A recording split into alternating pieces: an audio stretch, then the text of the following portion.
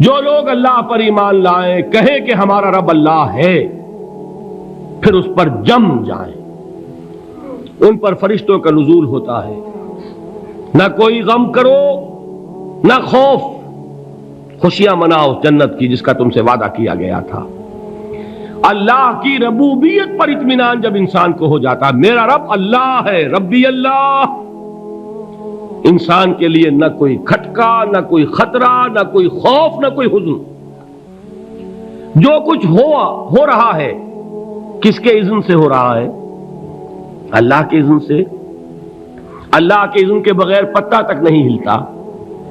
یہ کوئی اندھا بہرا مادہ نہیں ہے جس سے مجھے کوئی خوف ہو۔ اندھا بھینسا چلا آ رہا ہو، اس سے تو ڈرنے کا ہر انسان کو ڈرنا چاہیے، نہ معلوم کس کو ٹکر مار دے۔ لیکن نہیں، اس کائنات کو چلانے والا ایک سمیع و بصیر خدا ہے، وہ جو میرا دوست ہے، میرا ولی ہے۔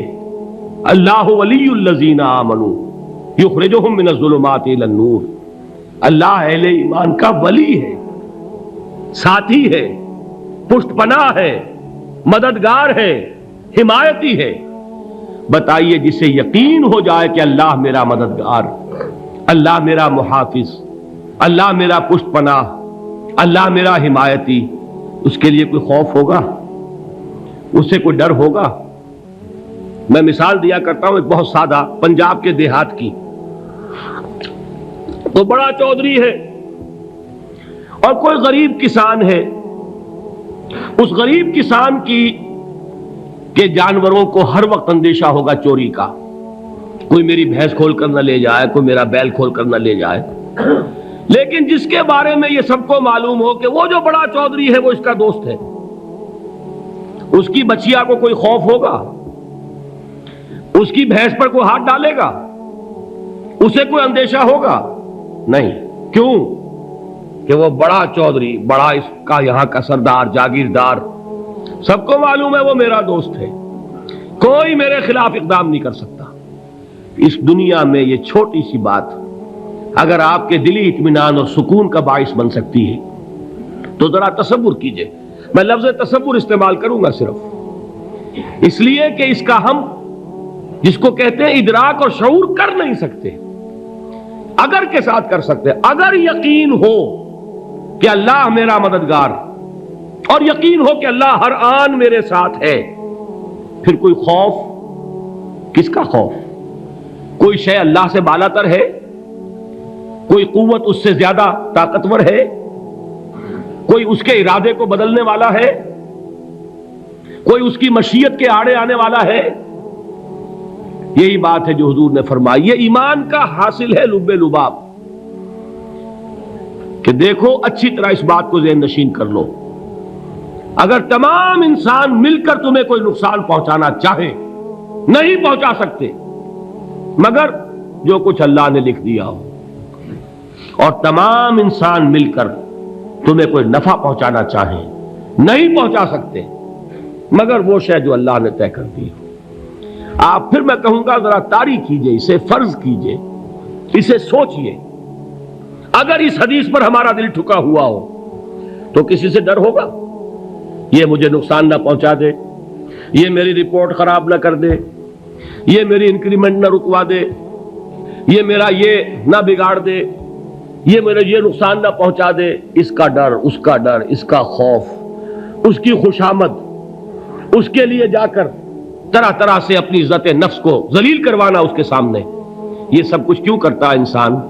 جب سمجھتا ہے کہ اس کے ہاتھ میں میرا کوئی نفع ہے، اس کے ہاتھ میں میرے لیے کوئی ضرر ہے، یہ مجھے کوئی گزن پہنچا سکتا ہے، یہ مجھے کوئی نقصان پہنچا سکتا ہے، یہ میرا کوئی کام بنا سکتا ہے، یہ میری کوئی ضرورت پوری کر سکتا ہے، اسی کا نام شرک ہے۔ جہاں آپ نے یہ سمجھا کہ غیر اللہ کے اندر کوئی طاقت موجود ہے، وہی شرک ہے۔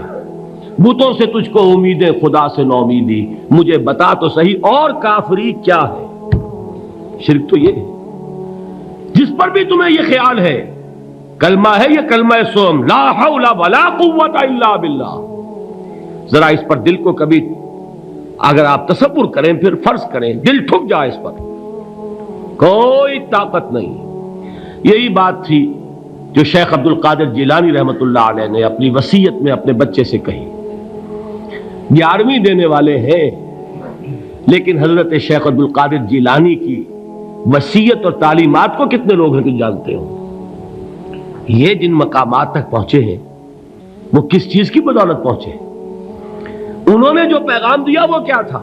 اے میرے بچے، جس طریقے سے قرآن مجید میں حضرت لقمان کی نصیحتیں جو ہے نقل کر دی گئی ہیں، میں یہ عرض کروں گا بالفرض اگر قرآن حضرت عبد القادر جیلانی کے بعد نازل ہوا ہوتا تو شیخ عبد القادر کی یہ نصیحتیں بھی قرآن میں درج ہوتی. اتنی اونچی نصیحتیں ہیں. اے میرے بچے، اس حقیقت کو ذہن نشین کر لے، لا فاعل فی الحقیقت ولا مؤثر الا اللہ. اس کائنات میں نہ کوئی فاعل حقیقی ہے نہ مؤثر حقیقی ہے سوائے اللہ کے. کسی شے میں کوئی تاثیر نہیں اگر اللہ نہ چاہے. آگ جلا نہیں سکتی اگر اللہ نہ چاہے. پانی ڈبو نہیں سکتا اگر اللہ نہ چاہے. زہر ہلاک نہیں کر سکتا اگر اللہ نہ چاہے. کوئی چیز فائدہ نہیں پہنچا سکتی اگر اللہ نہ چاہے. تو در در پہ کیوں سر جھکاتے ہو؟ در در پر کیوں جبیں سائی کرتے ہو؟ سب کے سامنے کیوں ہاتھ پھیلاتے ہو؟ ایک اللہ سے مانگو. ایک اللہ کے سامنے زمین پر اپنی جبین رکھو. لا فاعل فی الحقیقت ولا مؤثر الا اللہ. نظر آتا ہے ہمیں کہ پانی پیاس بجھا دیتا ہے. پیاس بجھانے کی صلاحیت پانی میں نہیں ہے، اللہ کے اذن سے. کھانا بھوک مٹا دیتا ہے. بھوک مٹانے کی صلاحیت کھانے میں نہیں ہے، اذن رب میں ہے. دیکھیے یہی یقین تھا. حضرت موسیٰ علیہ السلام کا واقعہ یاد کیجئے. سامنے سمندر آ گیا ہے، قوم دیکھتی ہے پیچھے کہ گرد و غبار کا طوفان ہے. معلوم ہوا کہ فرعون اپنے لشکر سمیت آ گیا ہے. لشکر جب چلتا تھا تیز رفتاری کے ساتھ تو گرد و غبار کا جو طوفان اٹھتا تھا اس کا تصور کیجیے. اور لمحہ بلمحہ وہ قریب آ رہا ہے. پوری قوم نے کیا کہا؟ اے موسیٰ انا لمدرکون، اے موسیٰ ہم کو پکڑے گئے. قرآن مجید نے تو یہاں وہ باتیں نہیں لکھی ہیں، لیکن تورات میں یہ درج ہے کہ بنی اسرائیل جھگڑنے لگے، دست و گریبان ہو گئے موسیٰ کے ساتھ. موسیٰ ہمیں یہاں مروایا لا کر، اس سے تو ہم ہی بہتر تھے. وہاں کھانے کو ملتا تھا، زندگی تو تھی، بیگار ہم کر رہے تھے، موت تو نہیں تھی. اب جو کچھ ہوگا اس کا تصور کرو، جس طریقے سے ہمارے ٹکڑے اڑائے جائیں گے. تو لڑ رہے ہیں حضرت موسیٰ علیہ السلام سے. یہ تورات کی تفصیل ہے. قرآن میں صرف اتنا آیا ہے، پریشان ہو کر انہوں نے کہا انا لمدرکون، موسیٰ ہم تو پکڑے گئے. اس وقت موسیٰ کا جواب کیا ہے؟ کلا ان معی ربی سیہدین. نہیں، میرے ساتھ میرا رب ہے، وہ راستہ دے گا. بتائیے کہاں راستہ نظر آ رہا ہے؟ یہ ہے ایمان بالغیب. راستہ نظر نہ آئے تب اللہ پر یقین ایمان ہے. جیب میں پیسے ہوں اور تب دل کو اطمینان ہے تو ایمان کس پر ہوا؟ پیسے پر، اللہ پر نہیں. جب وسائل و ذرائع نہ ہو اور پھر یقین ہو کہ اللہ مسبب الاسباب ہے، وہ اسباب کا پابند نہیں ہے، وہ اسباب کا محتاج نہیں ہے، اسباب اس کے محتاج ہیں. اگر یہ یقین ہے تو اللہ پر ایمان ہے. یہ نہیں ہے تو تمہارا ایمان اسباب پر ہے، وسائل پر ہے، ذرائع پر ہے، مادیات پر ہے، اللہ پر نہیں. اس وقت کہاں راستہ تھا؟ کوئی راستہ تھا؟ سمندر ہے اور ادھر سے لشکر آ گیا ہے. کلا ان معی ربی سیہدین. اب دیکھیے ایمان کہہ دینا آسان ہے، ہوا معکم اینما کنتم، جہاں کہیں بھی تم ہوتے ہو اللہ تمہارے ساتھ ہوتا ہے. لیکن اس کا یقین قائم ہو جائے تو زمین و آسمان کا فرق واقع ہو جائے. یہی بات ہوئی حضور کے ساتھ. غار ہے، چھپے ہوئے ہیں محمد الرسول اللہ اور آپ کے وہ یار غار ابو بکر صدیق رضی اللہ تعالی عنہ. اقبال نے حضرت ابو بکر کی شان میں چند اشعار کہے صرف، لیکن واقعہ یہ ہے کہ بھاری بھاری نظموں پر اور قصیدوں پر بھاری ہے. طویل ترین نظمیں اور قصیدے ہوں ان پر بھاری ہے.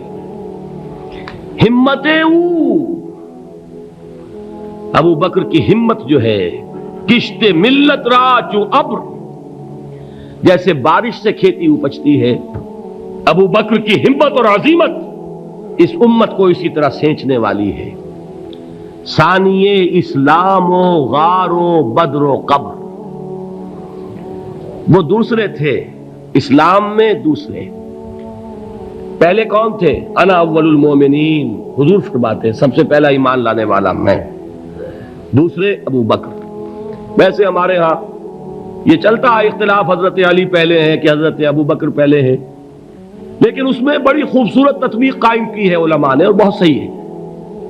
چار کے بارے میں فیصلہ ہی مت کرو کہ کون پہلے ہے، ان کی ایک عجیب تقسیم کر دی ہے۔ آزاد مردوں میں، بالغ مردوں میں سب سے پہلے ابو بکر، بچوں میں سب سے پہلے علی، خواتین میں سب سے پہلے خدیجہ، اور غلاموں میں سب سے پہلے زید ابن حارثہ۔ بڑی پیاری تقسیم ہے، یہ چاروں ہی پہلے ہیں، ہر ایک کے لیے اولیت ہے۔ اور واقعہ یہ ہے کہ اگر زمانی اعتبار سے تعین ہوگا تو پہلے خدیجۃ الکبریٰ آئیں گی رضی اللہ تعالی عنہ، کسی اور سے بات کرنے کی نوبت بعد میں آ سکتی ہے، پہلے تو اہلیہ محترمہ سے بات ہوئی ہے، آتے ہی پہلی وحی ہوئی ہے، ابھی تبلیغ کا حکم نہیں تھا۔ کس کو بتایا واقعہ؟ ابھی اپنی نبوت کی تبلیغ کا تو حکم ہی نہیں آیا، واقعہ کس کا ہے؟ وہ خدیجہ کا ہے۔ جب کہا ہے کہ خشیت علی نفسی، مجھے اپنی جان کا اندیشہ ہے، تو کیا جواب دیا خدیجہ نے رضی اللہ تعالی عنہا؟ وہ صدیقۃ الکبریٰ ہے، صدیقات جو ہے خواتین ان میں چوٹی پر خدیجۃ الکبریٰ ہے رضی اللہ تعالی عنہا، اور صدیق جو مرد ہیں ان میں صدیق اکبر ہے ابو بکر صدیق رضی اللہ تعالی عنہ، لیکن صدیقات میں چوٹی پر۔ جب حضور نے فرمایا خشیت علی نفسی، کیا فرمایا؟ کیا عرض کیا؟ کیسے تسلی دی؟ نہیں نہیں، اللہ آپ کو ضائع نہیں کرے گا، آپ غریبوں کے ہمدرد ہیں، آپ مساکین کے تکالیف رفع کرنے والے ہیں، آپ بیواؤں کی سرپرستی کرتے ہیں، آپ مسافروں کی خدمت کرتے ہیں، اللہ آپ کو ضائع نہیں کرے گا۔ یہ یقین ہے اس خاتون کے اندر۔ خیر وہ ایک علیحدہ بات ہو جائے گی۔ میرے دل پر حضرت خدیجہ رضی اللہ تعالی عنہ کی شخصیت کا بڑا گہرا نقش ہے، جو وہ کوئی اور ہی وقت اور موقع ہوا تو بیان ہوگا۔ بہرحال اقبال نے ایک مصرے میں جو چار اولیتیں جمع کر دی ہیں، ہمت او کشت امت را چو ابر، ثانی اسلام و غار و بدر و قبر۔ اسلام میں حضور کے بعد پہلے کون؟ ابو بکر۔ غار میں حضور کے ساتھ کون؟ ابو بکر۔ بدر کی رات اللہ کا رسول سربسجود وہ جھاڑ، وہ گھاس پھوس کی جو جھوپڑی بنائی گئی تھی، اور وہاں تلوار ننگی لے کر پہرا دینے والا کون؟ ابو بکر۔ اور اس حجرہ عائشہ میں محمد کے بعد سب سے پہلے دفن ہونے والا کون؟ ابو بکر رضی اللہ تعالی عنہ صلی اللہ علیہ وسلم۔ وہ جو معاملہ میں سنا رہا تھا غار ثور کا، حضرت ابو بکر بھی حضور کے خیال سے لرز گئے ہیں۔ آپ کو یاد ہوگا کہ جا کر پہلے تمام جتنے سوراخ تھے انہیں بند کیا ہے، ایک سوراخ رہ گیا تھا جس کو بند کرنے کے لیے کوئی کپڑا نہیں تھا، وہاں اپنی ایڑی رکھی ہے، تب کہا ہے حضور سے تشریف لائیے، اور اپنے زانو پر حضور کو لٹایا ہے، اور وہاں کسی موذی جانور نے کاٹا ہے، حضور کی آنکھ لگ گئی تھی اس وقت، اس بل کے اندر جو بھی بچھو ہے کیا ہے واللہ عالم، اس نے کاٹا ہے۔ اس کی تکلیف کی وجہ سے ابو بکر کی آنکھوں سے آنسو ٹپک گئے، حضور کے چہرے مبارک پر پڑے ہیں، تو حضور جاگے ہیں، معاملہ کیا ہے؟ ایڑی نہیں ہٹائی وہاں سے، مبادا وہ جانور وہاں سے نکل کر محمد الرسول اللہ کو کوئی گزن پہنچا دے، ابو بکر کی ایڑی ہے، جس طرح چاہے کھا لے، ختم کر دے، جان نکل جائے تب کوئی آنچ آئے محمد پر تو آئے، لیکن جیتے جی نہیں۔ وہ ہے ابو بکر حضور کے خیال سے۔ اس وقت حضور نے پھر اپنا لعاب دہن لگایا ہے، اور اس سے پھر آپ کی تکلیف ختم ہوئی۔ جیسے خیبر میں حضرت علی کی آنکھ دکھ رہی تھی، اس کو جو شفا حاصل ہوئی ہے وہ بھی حضور کے لعاب دہن سے ہوئی۔ تو بہرحال اس وقت انہوں نے کہا ہے کہ اے نبی یا رسول اللہ، اگر اس وقت ان میں سے کسی نے غیر ارادی طور پر بھی اپنے قدموں کی طرف جھانک لیا تو پکڑے جائیں گے۔ کیا جواب تھا اللہ کے رسول کا؟ لا تحزن ان اللہ معنا، اللہ ہمارے ساتھ ہے، کیوں گھبراتے ہو ابو بکر؟ یہ ہے ایمان باللہ، میرا مالک اللہ، میرا رازق اللہ، میرا محافظ اللہ، میرا مددگار اللہ، میرا پشت پناہ اللہ، میرا دوست اللہ۔ یہ دوستی ہے اللہ کی جو لب لباب ہے، حاصل ہے ایمان کا، اسی کا نام ولایت ہے۔ اولیاء اللہ کے سروں پر سینگ نہیں ہوتے، جس کے دل میں ایمان راسخ ہو چکا ہو وہی اللہ کا ولی ہے، جسے اللہ پر یقین ہو چکا ہے وہی اللہ کا ولی ہے، جسے یقین ہے اللہ میرے ساتھ ہے، میرا مددگار، میرا پشت پناہ، میرا ساتھی، میرا دوست، میرا محبوب، میرا محب۔ اللہ اہل ایمان سے محبت کرتا ہے، واللہ یحب الصادقین، ان اللہ یحب الذین یقاتلون فی سبیلہ صفا کانہم بنیان مرصوص۔ اللہ محبت کرنے والا، اہل ایمان محبوب، اور اہل ایمان محبت کرنے والے اللہ محبوب۔ والذین آمنوا اشد حبا للہ۔ آپ تصور کیجئے جسے یہ رشتہ ایمان یا رشتہ ولایت حاصل ہو جائے، الا ان اولیاء اللہ لا خوف علیہم ولا هم یحزنون، آگاہ ہو جاؤ، اللہ کے دوستوں کے لیے نہ کوئی خوف ہے نہ کوئی حزن ہے۔